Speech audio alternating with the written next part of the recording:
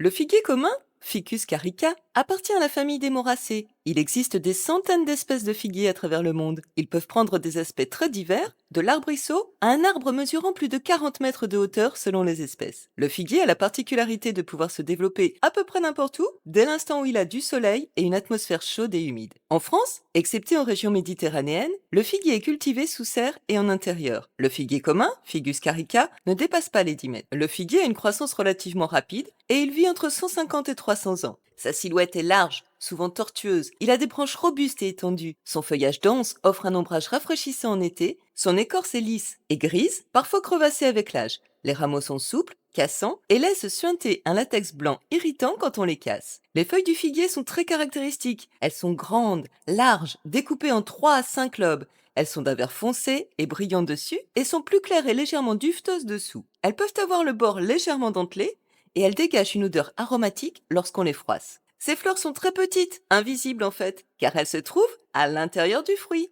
Ce que l'on appelle la figue est en réalité un cycone, c'est-à-dire un réceptacle charnu contenant des centaines de minuscules fleurs internes.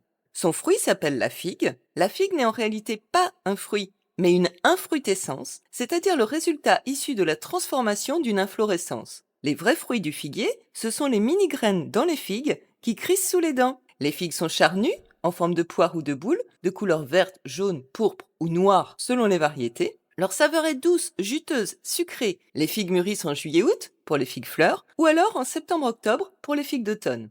Ces racines sont très puissantes et étalées, capables de soulever des pierres ou de coloniser des ruines. Le figuier produit un latex blanc que l'on voit quand on casse une branche. Ce latex se solidifie au contact de l'air et crée ainsi une barrière protectrice autour de la blessure. Ce latex est irritant pour l'homme. Le figuier commun